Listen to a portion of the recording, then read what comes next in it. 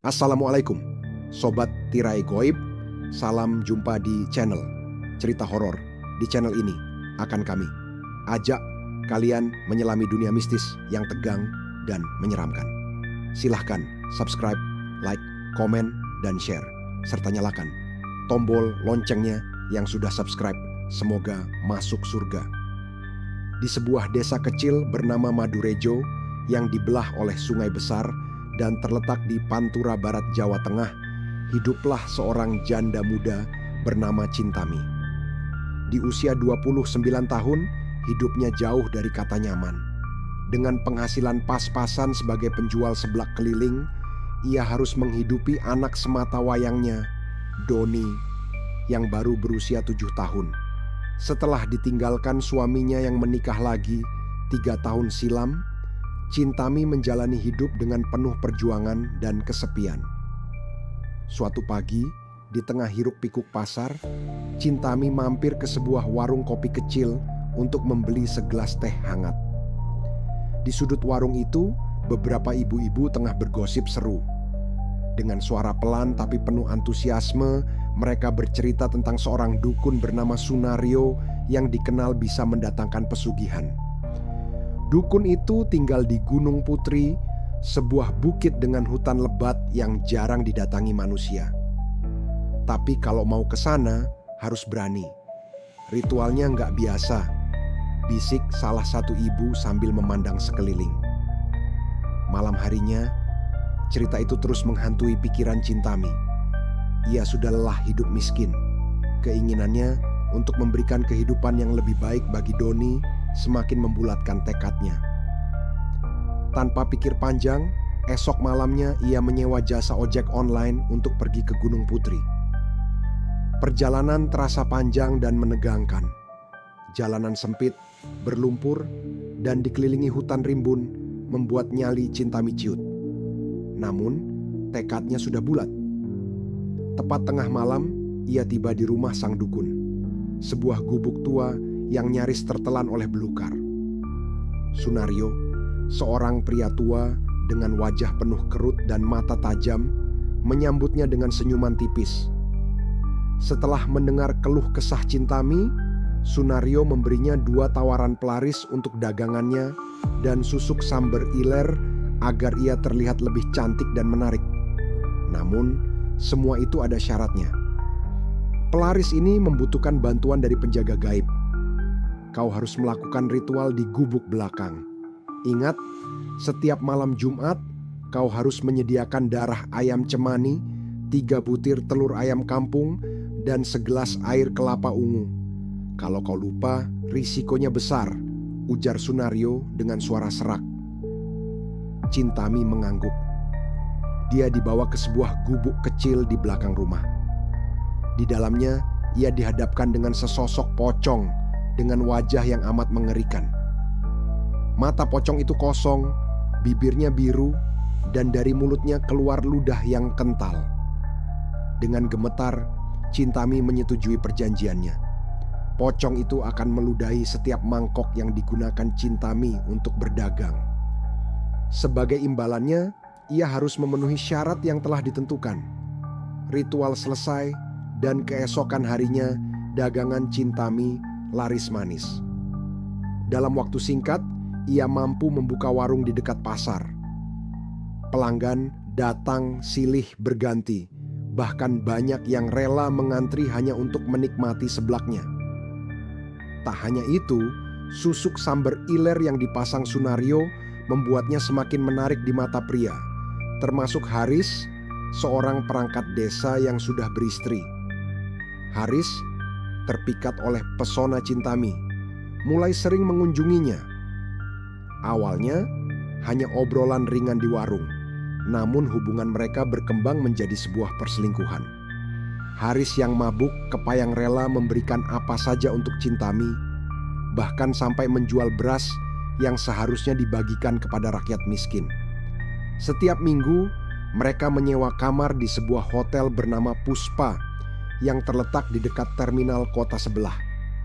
Namun, kehidupan baru Cintami tidak sepenuhnya mulus. Suatu malam, ia lupa menyediakan sesajen untuk pocong. Ia sibuk mempersiapkan pertemuannya dengan Haris di hotel, sehingga ritual malam Jumat terabaikan. Ketika pulang larut malam, rumahnya terasa dingin dan aneh. Doni yang biasanya tidur nyenyak, menangis keras-keras di kamar. "Bu, ada orang di dapur," bisik Doni dengan suara gemetar. Cintami mencoba mengabaikan rasa takutnya dan menuju dapur. Namun, langkahnya terhenti ketika melihat pocong dengan wajah penuh amarah berdiri di sudut ruangan. "Kau lupa janjimu," suara itu menggema di telinganya. Pocong itu mendekat dan seketika tubuh Cintami terasa kaku. Hari-hari berikutnya menjadi mimpi buruk. Dagangan Cintami mulai sepi dan tubuhnya terlihat pucat dan lemah. Ia juga melanggar pantangan susuk samber iler dengan tidak sengaja memakan sate langsung dari tusuknya. Malam itu di kamar hotel bersama Haris, Cintami tiba-tiba merasa panas luar biasa. Haris mencoba menenangkannya, tetapi tiba-tiba tubuh Cintami bergetar hebat. Dari mulutnya keluar cairan hitam dan wajahnya berubah menyeramkan. Di saat bersamaan, sesosok pocong muncul di kamar itu. Haris yang ketakutan mencoba kabur, tetapi pintu kamar terkunci rapat. Pocong itu mendekat, lalu mengeluarkan tawa mengerikan. Pocong itu melayang dengan gerakan kaku, memburu Haris yang terpeleset jatuh di sudut kamar. Tangannya meraba-raba mencari pegangan, tetapi yang didapat hanyalah udara kosong. "Tolong, ampun!" teriak Haris sambil memohon. Namun, suara tangisannya tenggelam oleh tawa pocong yang semakin menggema. Cintami yang tak sadarkan diri, tubuhnya mulai dipenuhi luka-luka gores, seperti dicakar oleh sesuatu yang tak terlihat. Ketika petugas hotel menemukan keduanya keesokan paginya, keadaan mereka mengenaskan. Tubuh Cintami terbujur kaku dengan mata melotot, sementara Haris tergeletak dengan mulut berbusa dan luka-luka aneh di sekujur tubuhnya. Kamar itu dipenuhi aroma busuk yang sulit dijelaskan, dan di cermin kamar mandi tertulis dengan darah, "Janji adalah hutang." Kejadian itu menjadi buah bibir warga Madurejo. Banyak yang percaya bahwa Cintami menerima ganjaran atas perbuatannya. Warung sebelaknya ditinggalkan, dan rumahnya kini menjadi tempat angker yang sering muncul suara tangisan.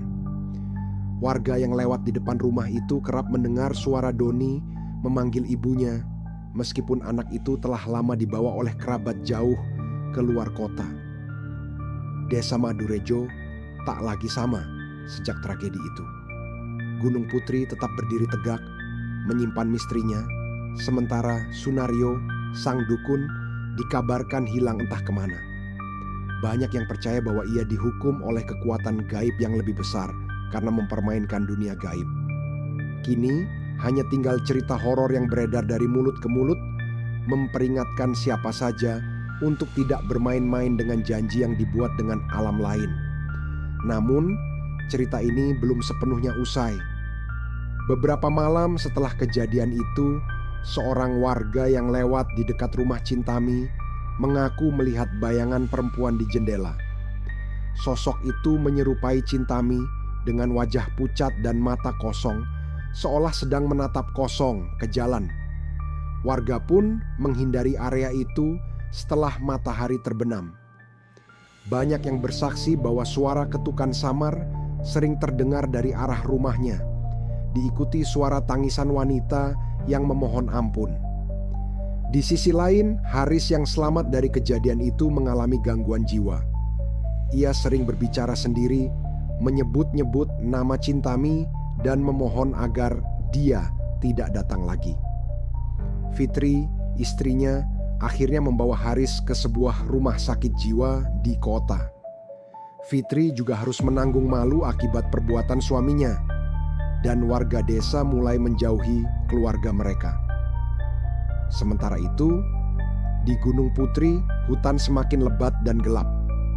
Beberapa penjelajah yang nekat mendatangi tempat itu mengaku mendengar suara langkah kaki berat yang mengikuti mereka, meskipun tidak ada siapapun di sana.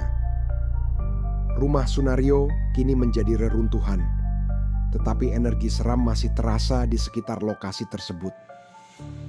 Orang-orang percaya bahwa roh-roh yang terikat dalam perjanjian dengan Sunario kini berkeliaran bebas mencari korban baru. Peringatan akan bahaya janji dengan dunia gaib terus mengalir dari mulut ke mulut. Cerita Cintami menjadi pelajaran kelam, mengingatkan siapa saja untuk tidak serakah dan selalu memenuhi janji yang diucapkan, terutama jika itu melibatkan kekuatan yang tak kasat mata. Terima kasih, Sobat Tirai Goib. Jangan lupa subscribe, like, komen, dan share, serta tekan tombol loncengnya yang sudah subscribe. Semoga masuk surga.